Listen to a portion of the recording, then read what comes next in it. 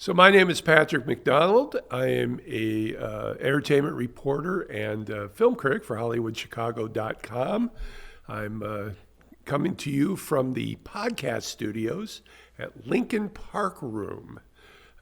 So we're going to go around the table right now, have everybody introduce themselves, what they represent, and what their function is in that representation. We'll start with Anastacio. Thank you, Pat. Okay, so like Pat said, we're here at Lincoln Park Room. I'm the founder of the Lincoln Park Room Studios. We're also referred to as the LPR. And this is a 3-story facility. We have a recording studio on the 3rd floor. We have a product launch venue on the 2nd floor. And on this 1st floor, we have a podcast suite, and a street-side podcast suite, and a pop-up shop as well. Right. We also produce various other types of events. We founded a film festival that's called Ospark Fest.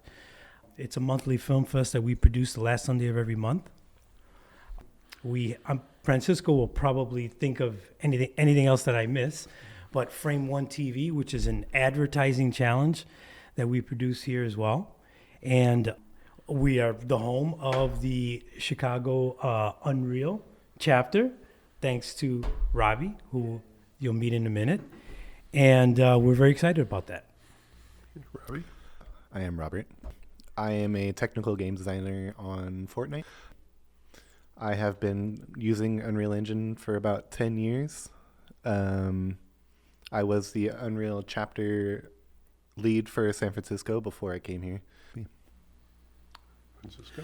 I'm Francisco, and we've been working here at Lincoln for a few years on building out this place to make it what it is today. Obviously, we also have other groups, the Recording Academy, Grammy U, SCL. We do a lot of events here that are, with the good film parts and good audio people. And now you came to us for Unreal, man, and it's been unreal. So we are here to talk about Unreal Engine. So Rob, this is a application engine for video gaming development primarily, but also has expanded to other utilizations such as film and advertising. What is a summary of the origin by Epic Games of Unreal Engine, and what is the status and function of what is now Unreal Engine 5? So where it came from, there was an experience that Tim Sweeney was trying to make for, it was inspired by Doom, I believe, and it was called Unreal. And it was a little game that he was mailing out to people. There was like an early online forum that he was selling this experience through. And then eventually, somewhere along the way, that game experience evolved into some sort of tool that allowed people to make their own experiences in it, like create their own levels and all of that.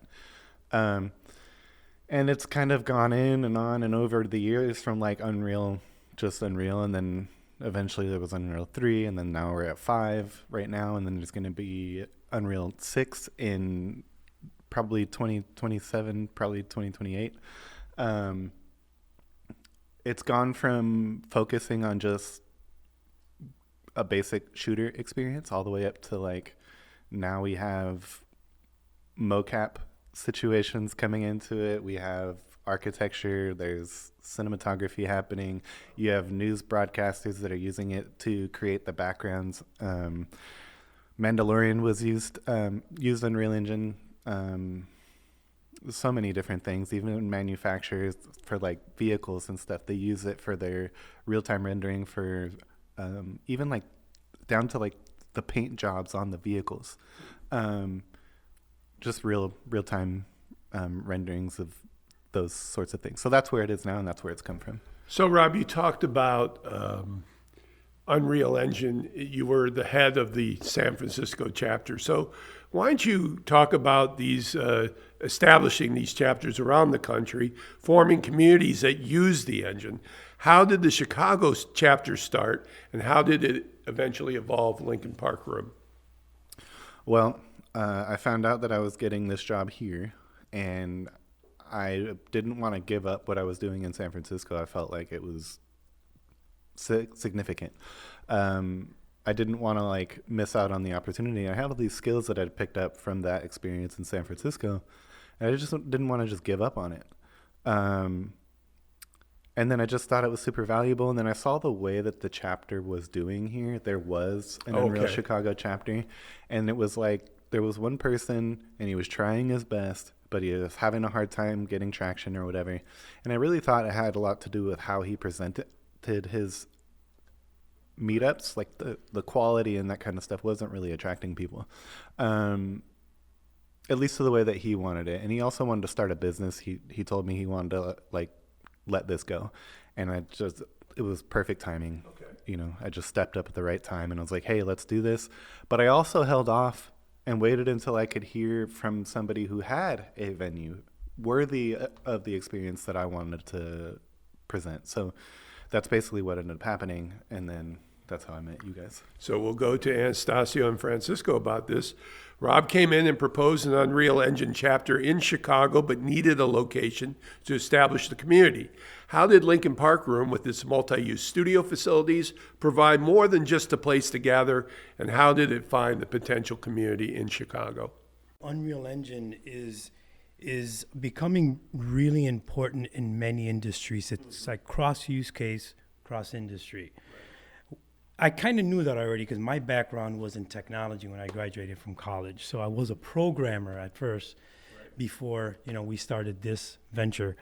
And I thought to myself, that's exactly what we are as well here at the Lincoln Park Room. We're cross-industry and cross-use case. Right. So I thought it would be a really good fit. And related to the community, we're pretty close with many of the major creative communities in Chicago. Right. For example, the Grammys, Recording Academy Grammys organization, we do a ton of events here. The SCL, Society of Composers and Lyricists, we actually launched the Chicago chapter here, and we had various meetings prior to them launching in Chicago. Right. So we were involved with that whole process. And Francisco might be able to tell you there's many other organizations that we work with as well. So we do have a vast network of people. And the combination of our facility and the unique nature of the facility, right. Location, I would say, is another thing. We're in a pretty unique area in Chicago because from this area you can pretty much capture any demographic. Yeah. We're 2 blocks away from DePaul University, Lincoln Park High School. It's a theater district. It's an affluent area, but it's not only affluent people that frequent the area. There's an African American night on the street. So we can capture all the generations, X, Y, Z, Alpha, and so on. So through all these experiences that we had and the assets that we own, we were able to provide good value, and I think that helped in growing the chapter to the largest now, I believe. Anything to add to that, Francisco? Sure. We also did our own event called Oz Park Fest, which I'm pretty proud of, and that's where we bring in the music and film communities together, which nobody does. Either you have a film event with only filmmakers, which doesn't really help filmmakers. Filmmakers don't help filmmakers because they need audio guys, they need editors, they need somebody other than filmmakers for their projects. So with those communities coming together here, music, film, it's like it was just perfect for Unreal. Like we already have the community established, which took us a long time, and a lot of shows that we put on and a lot of events for the community, which everyone said was missing in Chicago, and we're like, hey, let's keep it going. So when you came in, this was like, yeah, let's see where the vertical roof is. Let's find out. That's great. And you talked about the community that you gathered and everything, but what does LPR offer to the Unreal Engine experience as a Chicago chapter location? And how did those offerings create the success that made Chicago the #1 chapter in the country? So related to like direct offerings, I touched a little on it in the beginning. We have I think, unique in-house assets in our facility. I mentioned the recording studio. We have Adobe Atmos 916 studio. We have a venue where we could do product launches, perfect for hosting Unreal events. We have this podcast space, pop-up shop, and we pretty much have everything in-house that we need: microphones, PA system, pro lighting, 3-point lighting.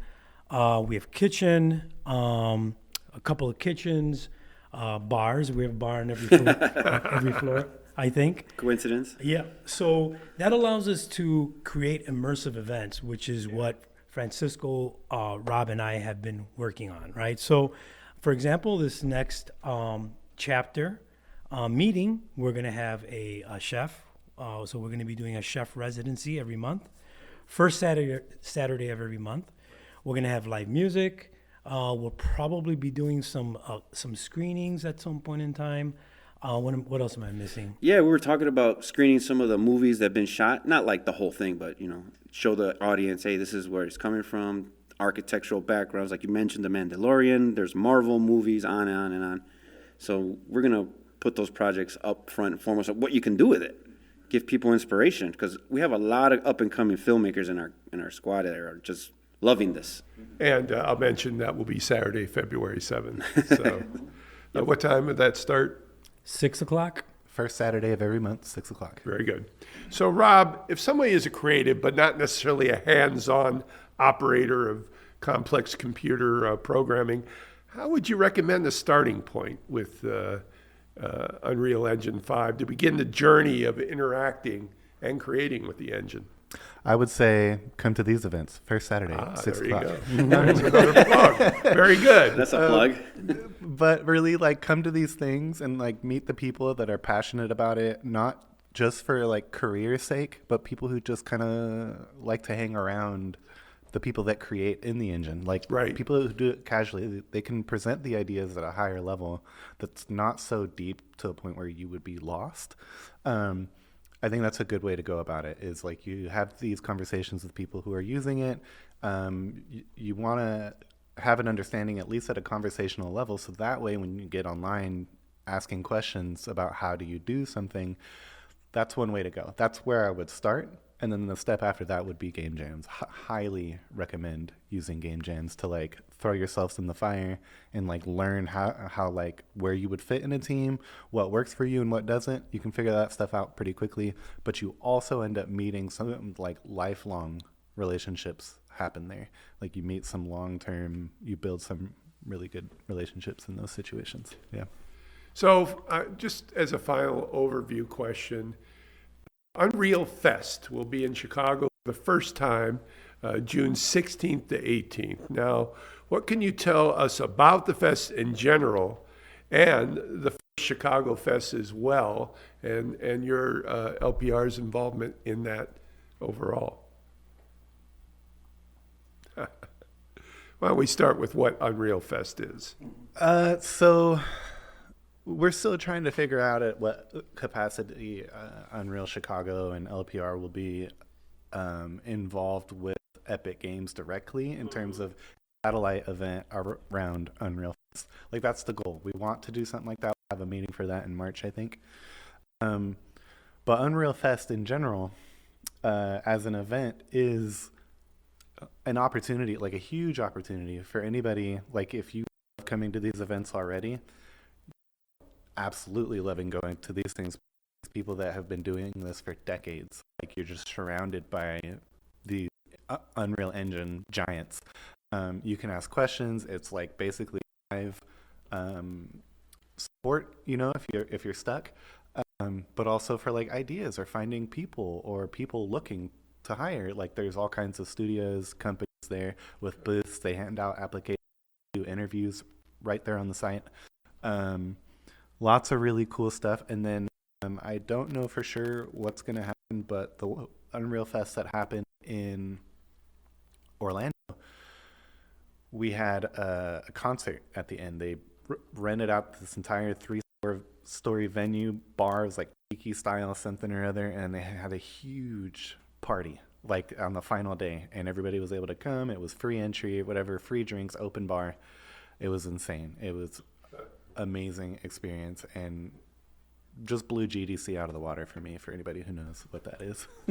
So, Anastacio and Francisco, let's end this by what would be your best 1-minute pitch for anybody to come to the event this Saturday, February 7th, to experience Unreal Engine and, of course, Lincoln Park Room.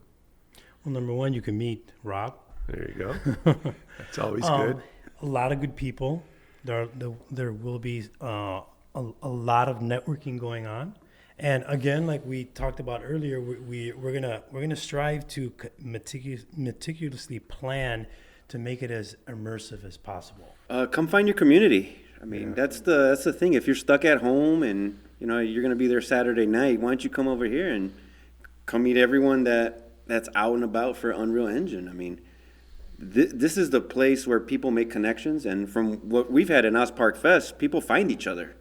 Yeah. We've heard so many people say, "Oh, I found a filmmaker to make my music video." Right. "Oh, I got this guy to put me in this," or "I got this person in that. Now I'm here," and we're like, "Whoa, that's awesome!" But that wouldn't have happened unless they came. So that's the big opportunity. People don't let it slide. The last thing that I want to add is something that we want a stronger presence of is game developers specifically here. We have a lot of film and music production already, and that's great. And the other thing I wanted to add was that I've met a lot of the most inspiring and most accomplished people in their industries here at these events with LPR. Like, I've been blown away by the level of passion and dedication and just willing to help. Everybody's so willing to have like input or ideas or connect you to the right people. It's really been amazing. Well, thank you, gentlemen, and thank you for the utilization of this amazing podcast suite. This is Patrick McDonald for HollywoodChicago.com. Copyright 2026.